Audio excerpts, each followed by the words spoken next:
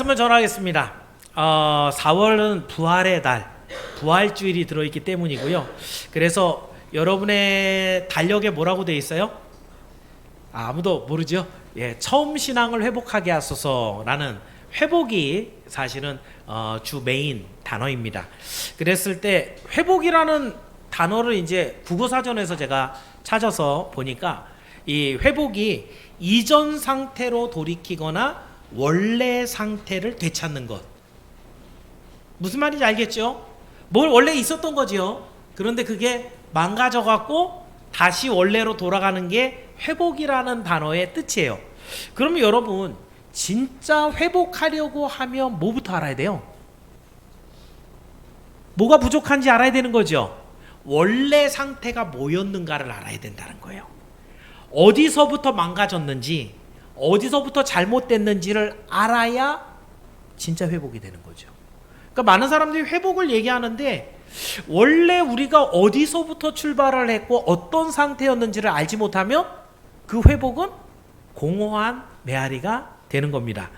그래서 오늘 4월을 시작하는 첫 주가 이제 종려주일인데요. 이날에 예루살렘 백성들은 호산나 부르면서 이제 예루살렘 들어가는 양쪽 길이 하나밖에 없었나 봐요. 그리고 그 길 하나에 양쪽으로 들어서 갖고 종려나무 가지를 잘라서 이제 흔들면서 외치면서 예수님은 호산나 그러면서 맞았단 말이죠. 그래서 종려나무 가지를 흔들어 갖고 종려주일이라는 그런 이름이 붙여졌는데요. 이 사람들이 왜 그랬을까요? 사실은 이때는 이제 예수님의 공생애가 3년이 다 끝났어요.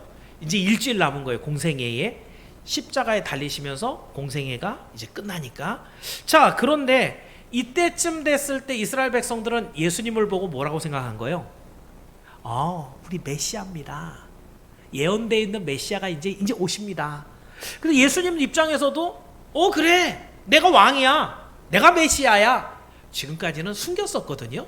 그게 미리 알려지면 안 되니까. 그런데 이제는 뭐 십자가까지 다 왔으니까 어떻게 해요? 드러내놓는 거예요.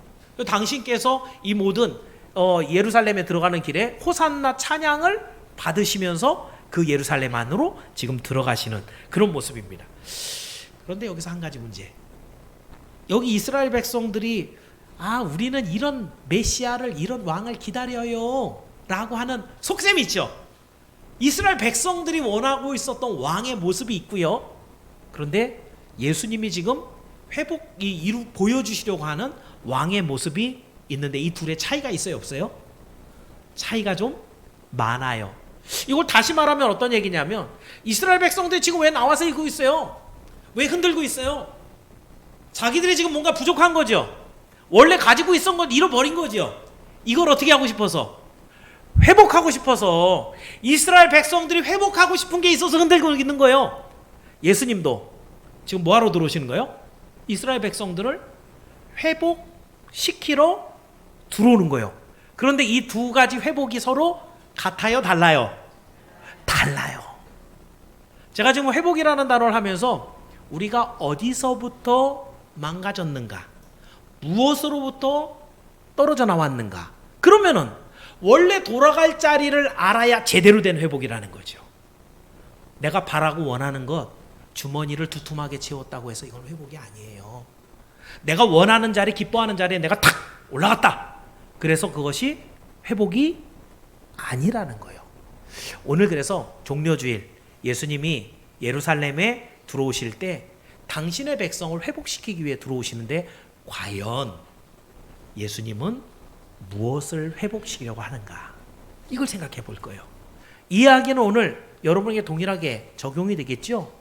예수님이 예루살렘에 들어오신 것처럼 여러분의 마음에, 여러분의 삶에, 여러분의 가정에 입성하실 건데 그 예수님이 들어가셔서 무엇을 회복시켜 주셔야 되는가? 이걸 여러분이 바르게 알고 예수님께 구해서 예수님이 주고자 하는 모든 회복의 역사가 여러분의 삶의 모든 곳에서 이루어지기를 주의 이름으로 축원합니다. 그래서 오늘 회복이라는 테마를 가지고 이제 오늘 제목을 종려주일의 회복, 뭘 회복해야 되는가, 주님이 뭘 회복시키시는가, 세 가지 정도로 살펴볼 겁니다. 자, 첫 번째 회복할 것, 다시 한번 다 같이 따라해 봅니다. 겸손을 회복해야 합니다. 예상 못했던, 그죠? 뭔가 회복하면은 건강도 회복해야 되겠고, 내 어떤 지위 또는 내가 갖고 있는 소유, 내가 살아야 하는 어떤 삶의 어떤 이런 방향, 이런 것들이 나올 줄 알았는데, 제일 먼저 회복시켜야 되는 건 뭐냐면 우리 삶의 겸손을 회복시켜야 된다. 제가 이런 얘기를 지금 꺼내고 있는 거예요. 자, 오늘 이스라엘 백성도 어떤 상황입니까? 나라를 잃어버렸습니다. 그리고 억압과 핍박 속에 힘들고 어려운 시간을 살면서 소망이 뭐밖에 없어요? 예수님이, 그러니까 메시아가 오셔서 우리를 구원하는 그런 모습, 그것만 소망하고 있었어요. 그런데 예수님이 3년 동안 다니셨죠. 3년 동안 다니셨던 예수님의 모습은 이들의 기대를 막 일으키기에 충분했었어요. 어떤 모습이에요? 예수님이 교훈하시는데 그 말씀은 세상 사람들이 가르치는 거랑 달라요. 권세 있는 교훈. 근데 그 말만 하시는 게 아니에요. 하시는 모든 일들을 보니까 기적을 일으키고 놀라운 능력들을 보여주니까 우리가 기다리던 바로 그 메시아가 오셨나 보다 라고 하는 그런 마음을 가지고 이제 예수님을 맞습니다. 그러면서 종려나무를 막 흔드는 거예요. 왜 종려나무일까요? 우리 오늘 오전에 우리 주일학교 친구들에게 이 종려나무 이제 흔들었던 얘기를 제가 하면서, 종려나무는요 갖고 있는 상징의 의미가 있어요. 당시에 이 종려나무는 주로 장식용으로, 건축용으로, 심지어는 모르도 쓰면 너무 딱딱해갖고 이걸로 동전도 만들었었어요. 그러니까 이 종려나무는 사실은 어디 하나 잘라서 버릴 데가 없이 다 사용됐던 거예요. 그러면서 그 안에 갖고 있는 종려나무가 갖고 있는 상징, 의미가 뭘까요? 사람들마다 이 종려나무 하면 번영, 승리, 아름다움, 뭐 이런 것들을 담고 있으니까, 왕이 만약에 뭐 전쟁에 나갔다가 승리해갖고 다 입성할 때, 개선장군이 이렇게 들어올 때 그 왕을 맞이할 때 뭐예요? 승리, 번영, 당신 최고예요 라는 마음으로 종려나무 가지를 잘라갖고 흔들었던 거예요. 자, 지금 그런 상황이 지금 벌어지고 있습니다. 그런데 14절에 보니까 예수님은 한 어린 나귀를 보고 타시니, 보통 이웃나라, 보통 여길 다스리고 있었던 로마, 여기도 전쟁을 많이 치렀잖아요. 그래서 로마 장군들이 보통 그 도시에 이제 그 금유환영할 땐 어떻게 하냐면 미리 여기다 딱 그 군사를 주둔을 해요. 그리고 파발을 보내요. 우리 들어가니까 준비해. 그러면 준비하면은 여기서 막 종려나무 꺾어갖고 다들 쫙 늘어서 있어요. 진짜로. 그러면은 이 개선 장군이 어떻게 들어갈까요? 제일 크고 건장한 말에 딱 올라타요. 그 앞에 뭘 하냐면 포로로 잡혀온 사람들을 전부 다 굴비같이 줄줄줄줄 섞어요. 그래갖고 이제 그 사람들 전부 다 맨발로 가야 되고요. 옷도 좀 벗겨놓고요. 그래갖고 아주 굴욕적인 그런 상황을 만들고 앞에다 그런 전리품을 쫙 갖고 가면서 가장 높은 자리에, 혹시 말 타보셨나요? 말이 키가 굉장히 커갖고요. 보통 제가 키가 작은 편이라 말을 타면은 이 정도 높이가 돼요. 안장이. 여기에 사람이 앉으면은 앉은 키까지 하면 이렇게 되겠죠. 그죠? 그러니까 말을 타고 들어오면 말을 탔는데 그 사람이 제일 높은 위치에서 사람을 탁 내려보게 되는 이런 상황이 돼요. 근데 예수님은 혹시 동물원 가서 나귀는 보셨나요? 나귀. 우리 주일학교들 물어보니까 나귀 한 명도 못 봤다고. 예, 나귀는 야트막해요. 그래야 거기 올라타더라도 한 사람 키 정도? 근데 예수님은 나귀 중에 어떤 나귀를 탔어요? 새끼 나귀를 탔어요. 걔가 키가 더 크겠어요? 작겠어요? 그죠? 그럼 예수님이 그 새끼 나귀에 타니까 보통 사람들 여기서 이렇게 흔들고 있는데 예수님은 어떻게, 눈높이가 어디가 있어요? 한참 내려가 있죠. 이런 모습으로 예수님이 지금 입성하고 있다는 거예요.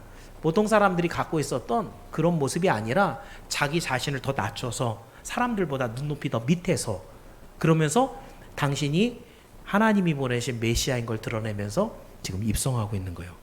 여기에서 사실은 예수님이 이렇게 나귀를 타고 들어오신 이유는 지난주 설교 내용이었죠. 그죠? 스가랴 9장 9절에 예언되어 있는 내용이 있었기 때문이에요. 이거를 예수님이 성취하기 위함이죠. 혹시 올라가 있나요? 스가랴 9장 9절이? 예, 한번 같이 읽어볼게요. 시작.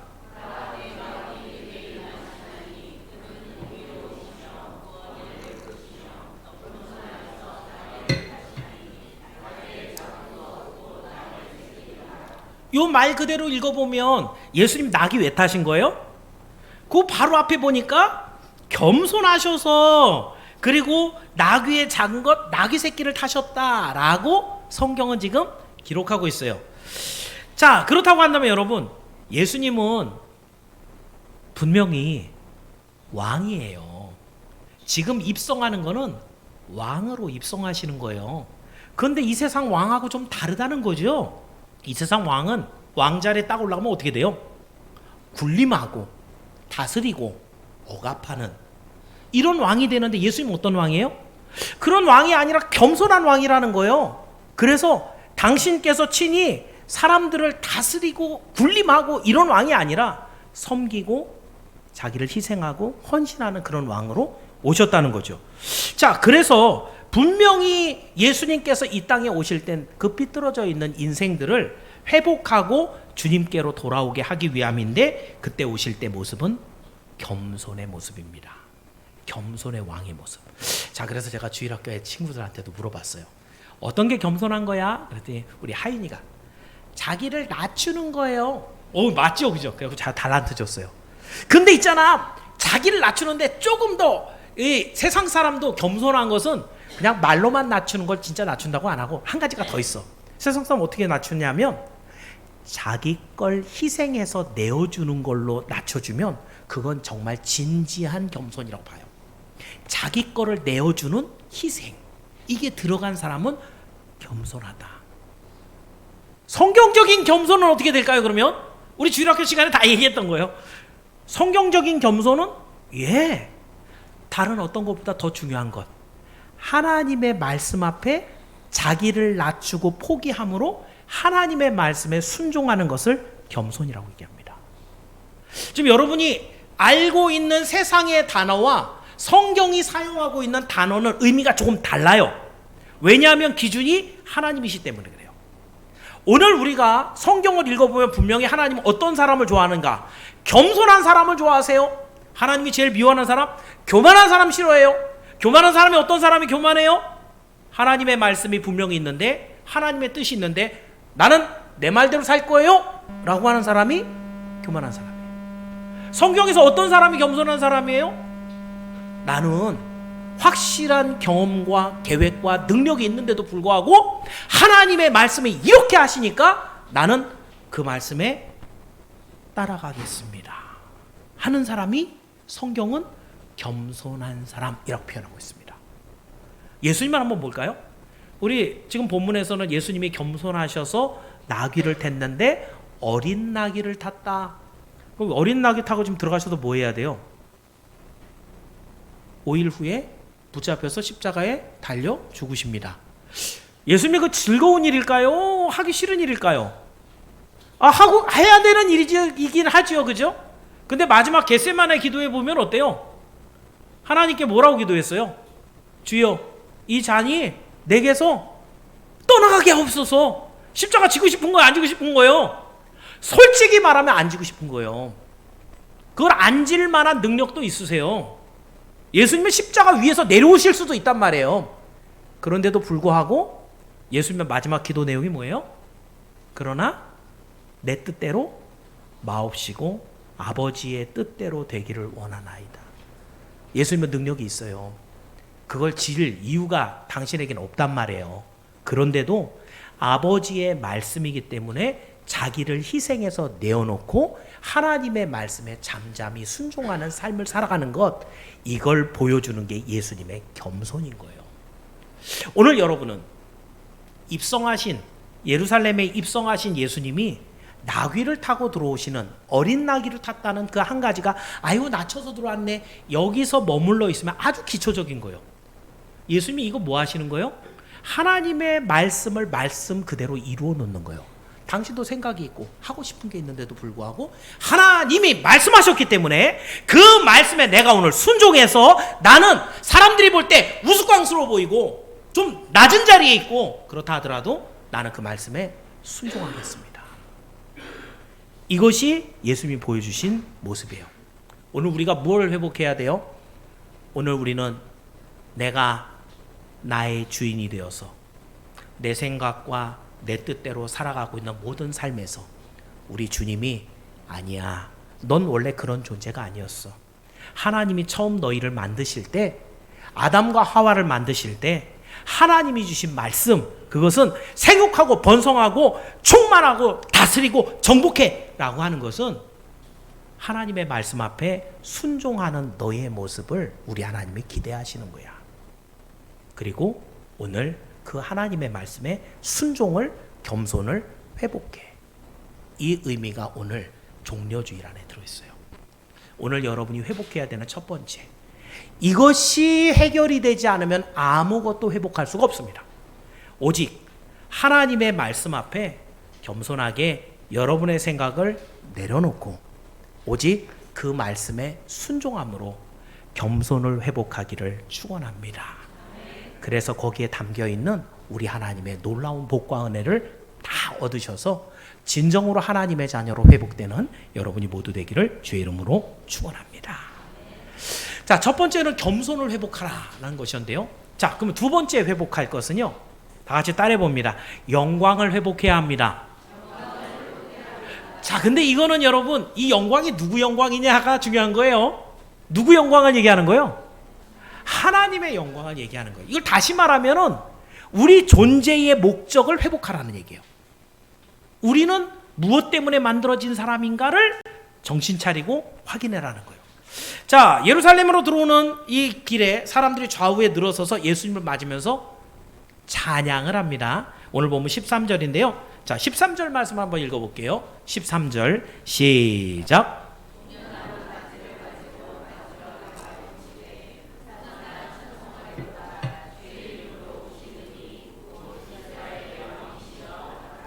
예, 여러분이 잘 알고 있는 호산나. 아까도 우리 주일학교 시간에 호산나의 뜻을 이제 대충 얘기를 했는데요. 원래 구절을 한번 찾아서 여러분에 말씀드릴게요. 시편 118편 25절 혹시 띄어져 있나요? 118편 25절이 있나요? 같이 한번 읽어볼게요. 시작. 예, 원래는 이제 그 뒤에 좀 더 있는데요. 오늘 제가 묵도할 때, 묵상기도할 때 읽었던 구절이 118편 25절부터 끝까지 거기를 읽어드렸어요. 거기 보면 여호와여 구하옵나니 이제 구원하소서 두 단어입니다. 구약 원어로 호시안나. 그러니까 호시안나 하니까 뭐가 돼요? 호산나가 된 거예요. 그러니까 이 호산나 안에는 여호와여 구하옵나니 이제 구원하소서, 여호와여 구원하소서 이 의미예요. 그런데 여호와여 구원하소서 그러면 느낌이 어때요? 뭔가 막 다급하지 않아요? 갈급해갖고 구원해 주세요 하나님 이런 거잖아요. 그런데 이것이 점점 시간이 지나면서 지금 이 118편에서부터 지금 예수님 시대까지 거의 한 400에서 500년 지났거든요. 그러면서 그 호산나가 되면서 그 의미도 뭐가 됐어요? 여호와의 구원을 요구하는 환호성. 우리가 보통 샤우팅한다 그러잖아요. 가면은 막 이기자 막 이러는 하는 샤우팅 하듯이 이 호산나가 말하자면 여호와의 구원을 요구하는 기쁨의 환호성, 이걸로 바뀌어갔었어요. 간절함보다는. 그래서 지금 이스라엘 사람들이 지금 예수님에 이렇게 들어오는데 뭐라 그러는 거예요? 구원의 예수님 화이팅! 우리를 구원하세요! 라고 하는 기쁨의 환호성을 지금 지르고 있는 거예요. 자, 그런데 이렇게 모든 거의 대부분의 사람들은 막 기쁨의 막 환호성을 지르는데 한쪽에서는 시기하는 사람도 있어요. 누구겠어요? 바리새인과 대제사장과 서기관들이겠죠. 이 사람들이 겉으로 이것을 막고자 했는, 예수님께 이거 하지 마세요 이랬거든요. 왜 그랬을까요? 지금 누구 지배를 받고 있어요? 로마의 지배를 받고 있어요. 근데 지금 여호와여 구원하소서 이 얘기는 쉽게 얘기하면 왕이 오셔서 우리를 구원하십니다 이런 뜻이거든요. 왕이 생겼다라는 얘기는 로마 입장에 뭐라는 거예요? 반란이 일어났다는 얘기죠. 그죠? 그러니까 이게 점점 소리가 커지게 되면 로마 입장에 어떻게 되겠어요? 야, 이거 진압해야 되겠다. 지난번보다 더 세게 눌러버리고 그리고 더 핍박하고 이런 일들이 생기잖아요. 그러니까 이 대제사장이나 바리새인들은 뭐라 그러는 거예요? 야, 자꾸 자극하지 마. 로마가 우리를 더 괴롭히면 우리 큰일 나. 근데 속셈은 뭐예요? 지금까지 누리고 있는 종교 지도자의 자리를 예수님이 오셔서 모든 백성들의 마음을 다 사로잡았죠. 그래서 자기들이 지금까지 누리고 있었던 종교 지도자의 자리를 다 빼앗겨서 예수님에게 다 빼앗길 것을 걱정하면서 야, 그거 하지 마! 라고 지금 얘기하고 있는 거예요. 그런데 여러분, 지금 둘도 사실 예수님의 마음을 온전히 헤아려서 호산나하고 있는 건 아니죠. 왜냐하면 예수님이 지금 그거 하러 오신 건 아니거든요. 모든 사람들은 그렇게 얘기를 하고 있지만 오히려 피조물들은 예수님의 영광을 알고 있습니다. 사실은 여러분, 세상이 만들어질 때 모든 만들어진 해와 달과 별과 나무와 물과 그 안에 물고기, 짐승 뭐 하나 말할 것 없이 모든 창조된 모든 피조물들은 다 무엇을 위해서 만들어졌어요? 하나님의 영광을 위해서 만들어진 거예요. 그러니까 오늘도 제가 묵상기도 하면서 오늘도 하나님의 해가 떠올라서 하나님의 영광을 비춥니다. 무슨 말이에요? 해가 얘기를 해요? 노래를 해요? 그냥 해는 뜨는 거예요. 근데 뜨면서 뭘 보여주는 거예요? 이야, 저 해 누가 만들었을까? 저 해를 누가 만들어서 저렇게 빛나게 할까? 생각, 우리 하나님. 그 해는 존재 자체가 우리 하나님의 영광을 드러내는 거예요. 벚꽃이 많이 피어서 벌써 택지에는 막 꽃잎이 날리고 있거든요. 지금 경포는 지금 어마어마하게 많은 사람들이 채워서 거의 들어가지도 못할 지경으로 사람이 많아요. 그 꽃들이 펴서 오늘 제 아침에 그 기도했던 내용이 그거죠. 꽃잎, 그 하얀 이파리들이 활짝 피어갖고서 나 이쁘지요! 라고 보여주는 게 아니라 그 이쁜 꽃잎을 갖고 뭐 하고 있는 거예요? 하나님이 나를 만드셨어요! 믿든지 말든지. 그죠? 하나님의 만드신 모든 것들에는 목적이 있다는 거예요. 그래서 세상의 모든 만물들이 하나님의 손에 쓰임받을 때는 정말 하나님께서 역사하시는 그 모든 안에 있을 때는 그 피조물도 너무너무 기뻐하는 거죠. 제가 이거 오늘 아침에 준비하면서 이 생각, 그럼 동물들은 어땠을까? 베드로 밤새 고기 한 마리도 못 잡았다 그랬잖아요. 그죠? 그러고 나서 예수님이 깊은 데 가서 그물을 내려라. 다 스탠바이 하고 있는 거죠. 베드로가 다시 와갖고 그물 내릴 때까지 뭐 하고 있는 거예요? 준비. 베드로가 내렸다. 들어가자. 전에 같으면 어떻게 했어요? 그물에 안 들어가려고 요리조리 피해 다니고 야, 이거 안 잡혀야 돼 이랬는데 그 당시에는 뭐 해야 되는 거예요? 들어가야 되는 거예요. 왜요? 그물이 찢어지게 잡혀갖고 베드로가 깜짝 놀라갖고 어구 주님, 나를 떠나소서, 나는 죄인입니다. 이 고백이 나오도록 이 물고기들 거기서 잡히는 게 하나님의 영광인 거예요. 모든 존재하고 있는 피조물들은 갖고 있는 목적 자체가 하나님의 영광을 드러내는 것이에요. 그런데 어느 순간서부터 이 모든 피조물들이 그걸 못하고 있어요. 그래갖고 하나님의 영광을 드러내지 못하니까 막 답답해하는 거예요. 왜 그럴까요? 아담과 하와의 범죄 이후로 그 범죄로 말미암아 이 세상 모든 것들도 같이 훼손이 되고 오염되고 저주를 받아서 하나님의 영광을 그대로 드러내지 못해요. 쉽게 얘기하면 뭐예요? 해가 뜨는 걸 갖고 예수님이 하나님께서 창조하셨다고 여러분 보여요? 안 보이죠? 왜 그래요? 죄 때문에. 아담과 하와는 알고 있었거든요. 하나님 만드신 걸. 근데 지금 이 시대 사람들은 야, 우주가 뻥 터져갖고 태양도 만들어진 거야 라고 우긴단 말이에요. 지금 해가 오늘도 아침에 떴는데 사람들이 진화론과 이 우주 생성론을 갖고서 뻥 터져갖고 만들어졌다고 얘기하니까 해가 어때요? 원통한 거예요. 오늘 내가 이렇게 번쩍 떠갖고 세상을 비추고 있는 것은 하나님의 영광을 위해서 지금 있는 건데 세상 사람들이 멍청하게도 그걸 딴소리하고 있다 이거죠. 바울은 그래서 로마서에 이렇게 기록하고 있어요. 여러분 혹시 로마서 8장 22절에 떠 있나요? 8장 22절 있으면 한번 같이 읽어볼게요. 바울이 이렇게 썼어요. 시작.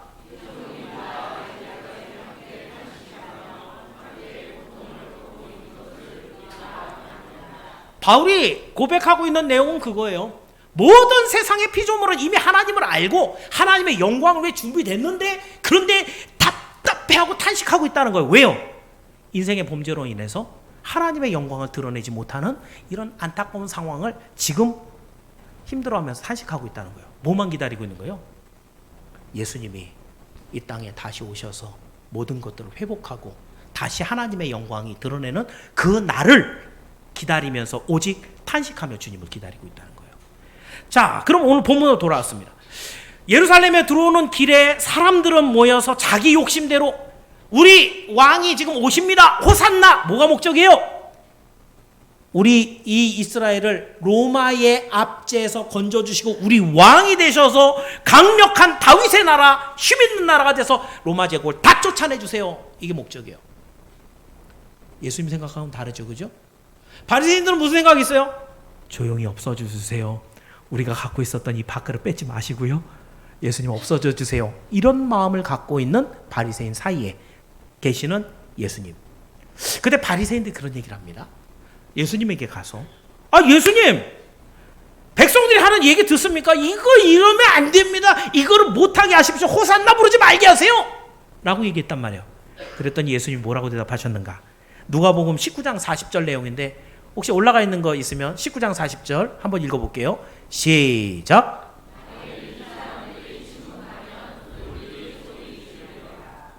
돌들이 소리 지르리라. 돌이 입이 있어요, 없어요? 돌이 입이 없죠. 소리를 내겠어요, 못 내겠어요? 그런데 예수님은 어떤 분이라는 거예요? 이 돌들에게 마저도 찬송을 받고 경배를 받을게 합당하신 분이 예수님이라는 거예요. 너희들이 지금 이 이스라엘 백성들 참 착각해서 자기 왕으로, 정말 군사의 왕으로 이렇게 온다고 생각해서 찬송하고 있는 사람, 그래도 호산나 부르고 있으니까 내가 놔두고 있는데, 이 사람들 입을 막겠다고 한다면 이 돌들마저도 입을 벌려서 나를 찬양할 것이다. 우리 주님이 이 말씀하고 계시는 거예요. 다시 말해서 종려주일에 우리가 회복되어야 될 것은 무엇인가? 바로 하나님의 영광을 회복해야 된다는 것입니다. 사실은 인생의 목적, 여러분 하나님 왜 만들었어요? 여러분 왜 사세요? 세상 사람도 물어보죠. 넌 도대체 왜 사니? 라고 물어보잖아요. 근데 성경은 분명하게 여러분의 삶의 목적을 기록하고 있어요. 왜 하나님께서 여러분을 만들었어요? 왜 하나님의 형상대로 만들었어요? 왜 모든 만물보다 지혜롭게 하나님이 여러분을 만들었어요? 바로 하나님의 영광을 위해서, 영원토록 그를 기뻐하고 즐거워하기 위해서 여러분을 만들었어요. 근데 우리가 지금 어떻게 살고 있어요? 예루살렘에 들어가는 예수님이 지금 회복하러 들어가시는 중이에요. 우리를 만드신 그 삶의 목적을 회복하러 들어가는 중이에요. 사람들은 전부 다 바보 같은 소리를 하고 있는 거예요. 우리를 이 어려움에서 건져놓은 왕으로 오십시오. 내 밥그릇 뺏지 마시고 예수님 없어져 주세요. 이런 상황의 회복이 아니라, 너희들이 지금 붙잡혀 있는 종살이하는 것에서 회복이 아니라 너희들의 삶의 진짜 목적인 하나님의 영광을 위하여 살아가는 그 삶의 목적을 내가 지금 회복하러 가는데, 만약에 그것을 누구라도 얘기를 안 하고 침묵하고 있다면 이 세상 만물조차도 입술을 벌려서 예수님을 찬양할 것이다. 그렇다면 여러분, 예수님이 예루살렘에 들어왔을 때 사람들은 못 깨달았어요. 제자들마저도 그 옆에서 예수님과 함께 있으면 높은 자리 하나 해먹을 줄 알고 거기서 예수님의 기대서 어떤 자기가 높은 자리에 올라갈 그런 꿈을 꾸고 있었던 거죠. 그랬을 때 여러분, 하나님의 영광, 이건 하나님의 것입니다. 성경에 보면 하나님은 당신의 영광을 누구에게도 빼앗기지 않는다. 하나님의 영광은 절대로 남에게 주지 않는다 그랬습니다. 그리고 그 영광에 의해서 만들어진 인생은, 오늘 만약에 여러분이 하나님과 관계없이 살아간다, 하나님의 영광을 돌리는 삶을 별로 신경 쓰지 않고 산다, 그럼 그 인생은 어떤 인생인 거예요? 헛된 인생인 거예요. 목적과 방향을 잃어버린 인생이라는 거예요. 그래서 여러분, 오늘 우리가 종려주의를 통과하면서 회복해야 될 것, 우리의 존재 목적, 하나님이 우리를 왜 만들었는가? 하나님의 영광을 위해서, 그를 찬송하기 위해서.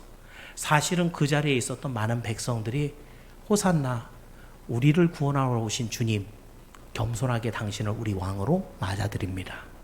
자기를 구원해 주실 어떤 임금으로서, 군대 장관으로서 능력을 갖고 우리를 먹여주실 이런 왕이 아니라 진정으로 경배하고 순종할 그런 왕으로 맞았다고 한다면 예수님은 이 영광 다 받으셨을 거예요. 근데 그때 아무도 그 예수님을 그렇게 맞아주지 못했습니다. 오늘 종려주일, 2000년 전에 있었던 종려주일과 우리가 똑같이 맞아서는 안 된다는 거예요. 예수님은 이미 그 모든 것들을 회복하셔서 여러분에게 하나님의 영광을 돌려주었어요. 오늘 우리는 하나님의 영광을 위해서 살아갈 것을 다짐하라라고 말씀하시는 거예요. 이 시간 여러분의 마음에 오늘 종려주일 주님이 여러분의 안에, 여러분의 가정에, 여러분의 삶에 입성하실 때 하나님, 나의 삶의 모든 현장에서 당신 영광을 올려드립니다. 이것을 회복하고 그 하나님의 영광 올려드리는 삶에 기쁨을 누리는 여러분이 되기를 주의 이름으로 축원합니다. 마지막으로 이제 여러분의 그 예측이 다 빗나가고 있죠, 그죠? 우리 회복해주러 예수님 들어오시는데 첫 번째는 겸손, 두 번째는 하나님의 영광, 그리고 세 번째 하나님께서 여러분에게 회복해주는 것. 다 같이 따라합니다. 생명의 회복입니다. 자, 예수님께서 예루살렘으로 입성하신 날은 날짜로 얘기하면 6월절 전 6일입니다. 그러니까 예수님이 부활하신 게 오늘날 주일이죠. 그죠? 그리고 그 전날이 토요일 6월절 날이고요. 그 전날이 금요일 십자가에 죽으신 날이고, 지금 입성하시는 날이 언제냐면 역시 6일 전이니까 바로 주일날입니다. 그러니까 종려주일은 주일이 맞아요. 주일날 들어오셨어요. 자, 그런데 이 6일 앞둔 그 예수님, 그 전날은 뭐 하셨을까요? 슬쩍 앞에를 보니까, 여러분 본문에 이제 12장 12절인데 그 앞부분 보니까 누구네 집에 가 있냐면 나사로 집입니다. 나사로 뭐 했던 사람이에요? 죽었는데 예수님이 가셔서 다시 살려주셨던 그 집입니다. 자, 거기에 사람들이 엄청 많이 모여 있는데요. 그 사람들이 모여서 있는 이유가 12장 9절에 있어요. 자, 12장 9절을 한번 읽어볼게요. 자, 여기 써 있는 대로만 한번 읽어보면 12장 9절 시작.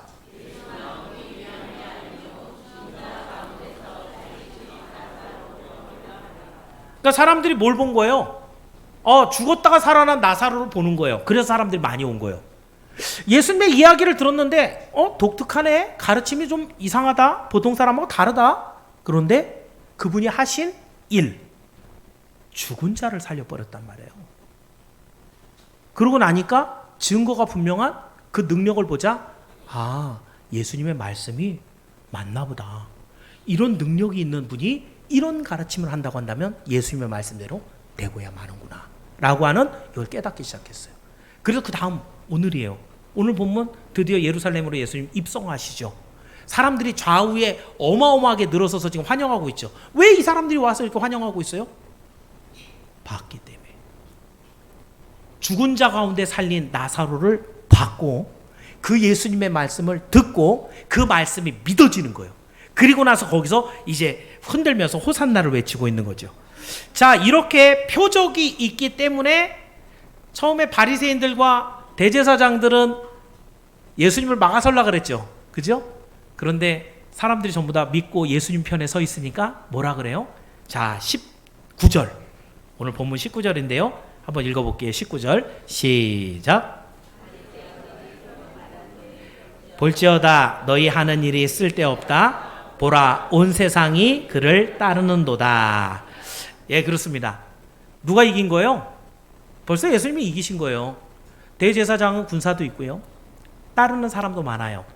그런데 예수님은 기껏해야 뭐 제자 12명, 그렇다고 뭐 싸우는 사람들도 아니잖아요. 그죠? 그런데 그 예수님이 모든 사람의 지지를 받고 들어오는 걸 보면서, 야, 니네 하려고 했던 모든 작전, 계획 다 쓸데없어. 다 온 세상이 다 이미 예수님을 따라. 이미 패배가 끝난 거예요. 그러면 예수님은 어떻게 잡힌 거예요? 아니, 불과 5일 후에 잡히잖아요. 그래갖고 십자가에 달리잖아요. 어떻게 된 거예요? 예, 예수님이 친히 당신을 내어주지 않으면 이건 불가능한 거예요. 이렇게 예수님을 다 따르고 있는 상황에서 예수님께서 나야, 나를 잡아가 라고 주님이 당신을 내어주지 않으면 인생은 예수님을 잡을 수도 없어요. 여러분, 그래서 이렇게 예수님이 잡히시는 이유, 바로 당신의 백성들에게 영생을 주기 위한 자기 희생이었죠. 여러분, 그래서 결국 예수님은 십자가에 달립니다. 그리고 돌아가십니다. 그리고 사흘 후에 예수님은 다시 살아나시죠. 그 무덤에서 살아나신 예수님에게 하나님은 모든 권세를 주세요.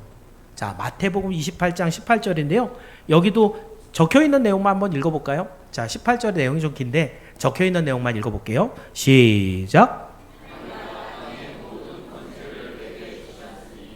자, 모든 권세라 그랬죠. 누구에게? 예수님께. 어떤 예수님? 부활하신 예수님. 예수님 부활하시려면 먼저 뭐 해야 돼요? 죽어야 돼요. 하나님의 말씀대로 순종해서 죽어야 돼요. 자기 것을 내놔야 돼요. 희생해야 돼요. 그렇게 죽어야지 하나님이 부활시켜서 하나님의 영광을 받으시고 그 예수님을 다시 살리실 때 그 예수님에게 모든 권세를 주세요. 모든 권세 안에 뭐가 들어갔느냐면 이 세상을 다스리는 모든 능력, 권세, 위치, 거기에 모두 들어있어요.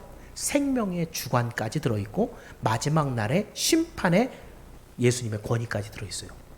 모든 것을 다 주신 모든 것을, 모든 권세를 다 주셨어요. 그래서 이후 부활하신 예수님에게 생명의 모든 주권이 있어요. 그러니까 하나님께서 뭐라 그러시냐면 예수 그리스도를 믿는 자마다 멸망치 않고 영생을 얻는다. 누구에게 주셨기 때문에 이 모든 권세를 예수님께 줬다는 거예요. 그러니까 예수님이 이 예루살렘 입성을 하면서 가장 중요한 회복은 뭐냐면 이미 죄로 인해서 죽어있는 우리 모두에게 다시 예전처럼, 예전이 뭔데요? 처음에 창조했을 때 아담과 하와를 만들었을 때 하나님이 아담과 하와를 죽게 만들었어요? 안 죽게 만들었어요? 안 죽게 만들었어요. 아담과 하와가 죽은 이유는 뭐 때문이에요? 이걸 먹는 날에는 정령 죽으리니죠. 그죠? 먹지 않으면 원래는 안 죽는 거였단 말이에요. 그죠? 그러면 원래는 안 죽는 영생의 존재로 하나님과 영원토록 즐겁게 살아갈 그 위치에 있었던 우리가 뭘 잃어버린 거예요? 생명을 잃어버린 거예요. 예수님의 입성은 뭘 회복시킨 거예요? 여러분의 영원한 생명을 회복시키기 위해서 그 길을 걸어가신 거예요. 여러분, 이게 기독교의 핵심입니다. 이 땅에 살아가면서 복이나 좀 더 많이 누리고 우리 자식이나 잘 되고 이게 기독교의 핵심이 아니에요. 기독교가 말하고 있는 것은 우리가 회복해야 되는 것은 하나님이 우리에게 주셨던 생명을 회복하는 거예요. 그럼 여러분 지금 얘기하는데 세 가지를 얘기했어요. 예수님이 예루살렘에 입성하는데 겸손을 회복해래요. 별로 마음에 안 들죠? 왜냐하면 하나님 앞에 내 뜻은 내려놓고 하나님의 뜻을 따라야 되는데 하나님의 영광을 회복해래요. 내 영광도 아니고 하나님의 영광. 그런데 이 모든 일의 이유는 뭐예요? 바로 여러분의 생명과 영생을 회복하시는 하나님이 저 천국에 올라갔을 때 그 천국에 있는 사람 모든 사람은 다 어떤 사람이에요? 하나님 말 안 듣겠어요? 하나님 말 안 듣는 사람은 천국 못 갑니다. 그죠? 예수 그리스도를 나의 구주로 영접한 사람, 그 말씀 앞에 순종할 줄 아는 사람, 입만 열리면 하나님 앞에 찬양하고 경배할 사람, 이 사람들이 천국에 가요. 그렇다고 한다면 여러분 겸손을 회복하지 않고 하나님의 영광을 회복하지 않으면 생명 회복은 안 되는 거죠. 예수께서 예루살렘에 입성하실 때 우리에게 회복해 주려고 했던 이 세 가지, 바로 겸손과 하나님의 영광과 예수님께서 처음부터 주셨던 생명을 회복하시기 위한 그 길이었다. 그럼 오늘 여러분 종려주의를 통과하면서 여러분이 이 생명을 회복하지 못하면 종려주의를 잘 못 지나간 거죠. 오늘 예수님이 예루살렘에 들어갈 때 아무도 몰랐어요. 예수님이 이거 하러 온지. 죽은 우리를 살리려고 예수님이 이 모든 일들을 감당하려고 했는지는 아무도 몰랐어요. 그런데 주님이 결국 그 일을 이루셨잖아요. 권세를 받으셨잖아요. 그 권세를 가지고 이제 여러분에게 예수 믿는 사람은 내가 영생을 준다 라고 약속하셨잖아요. 이 종려주일에 그 예수님을 확실하게 믿음으로 우리 하나님이 회복하고자 하는 궁극적인 것, 생명을 회복하는 여러분이 모두 되기를 주의 이름으로 축원합니다. 말씀을 정리합니다. 예수님의 예루살렘 입성은 대단한 이벤트였습니다. 어마어마한 사람들이 모여서 예수님을 보면서 화려한 해방을 꿈꿨습니다. 예수님을 수행하는 제자들도 같이 옆에서 덩달아서 출세할 것을 달콤하게 꿈을 꾸고 있었습니다. 반면에 한 무리는 예수님의 위세에 눌려서 대항도 제대로 못하고 그저 포기하는 이런 모습도 있었습니다. 그 가운데 예수님이 있습니다. 예수님이 갈 목적지는 십자가인데 예수님이 싸워야 되는 것은 죄와 사망인데 영안이 어두워서 보지 못하는 제자들, 예수님이 하고자 하는 회복도 알지 못하고 정말 소리만 외치고 있는 이스라엘 백성들, 한편 구석에서 시기하고 불평하면서 예수님을 비난하는 바리새인과 대제사장들, 이 사이에서 예수님의 마음은 어땠을까? 당신이 짊어질 그 십자가의 무게가 더 무겁게 예수님께 짊어지어지진 않았을까요? 오늘 우리는 예수님이 예루살렘에 입성할 때 가지셨던 목적, 이 회복하려고 했던 이 세 가지를 오늘 여러분 안에 회복하기를 원합니다. 예수님 앞에서 그 말씀 앞에 겸손함이요, 하나님의 영광이요, 우리 모든 삶의 정말 목적인 영생을 여러분 회복해야 됩니다. 말씀 앞에 순종하는 겸손, 모든 삶의 여러분의 목적이 되는 하나님의 영광, 그걸 통해서 우리 하나님이 약속하신 영원한 나라에서의 영원한 생명, 이것을 회복하는 것, 이것이 종려주일의 가장 중요한 의미예요. 이것을 여러분 기억하면서 오늘 예수님이 정말 겸손하게 나귀 새끼를 타고 들어오실 때 주변에 있는 사람들이 호산나 외쳤던 것보다 더 큰 목소리로 왕이시여 오시옵소서, 우리 안에 들어오셔서 호산나 찬양을 받아주시고 우리의 모든 삶을 통해 우리의 겸손을 받아주시고 우리의 삶을 통해 당신의 영광을 드러내시며 우리와 함께 영원한 나라에 들어가옵소서라고 기도하고 찬양하고 따라가는 여러분이 되길 주의 이름으로 축원합니다. 기도하겠습니다. 좋으신 하나님 감사합니다. 예수님의 구원을 생각하면 항상 우리는 정말 큰 감사가 넘칠 수밖에 없습니다. 그 높으신 보좌를 버리고 이 땅에 오셨으나 아무도 맞아주는 이 없이, 그 마음 헤아려 주는 자 없이 그저 묵묵하게 그 3년의 시간을 통과하고 마지막 순간마저도 사람들의 떠들썩거리는 그 모습, 그러나 주님의 뜻과는 전혀 관계가 없는 그런 해방자를 꿈꾸는 자들의 외침 속에 우리 주님 묵묵하게 예루살렘에 들어가십니다. 그리고 십자가를 지시고 그리고 모든 생명의 주인이 되사 오늘 우리에게 다시 오십니다. 주님을 우리 마음속에 영접하기 원합니다. 우리 안에 들어오시는 그 주님을 우리는 다시 한번 호산나로 외치며 맞아드릴 때에 먼저는 겸손함으로 주님 앞에 엎드리기 원합니다. 우리의 모든 삶을 주의 영광으로 올려드리며 하나님의 뜻대로 살아가기를 결단하기 원합니다. 우리와 함께 영원한 저 하늘나라에서 영생을 누려주시기를 간절히 소원합니다. 우리 가운데 회복되는 이 놀라운 것들로 우리 하나님 영광을 받아주시고 우리와 함께 영원토록 함께 하여 주옵소서. 예수님의 이름으로 기도하옵나이다. 우리 함께 찬송가 141장을 드리겠습니다.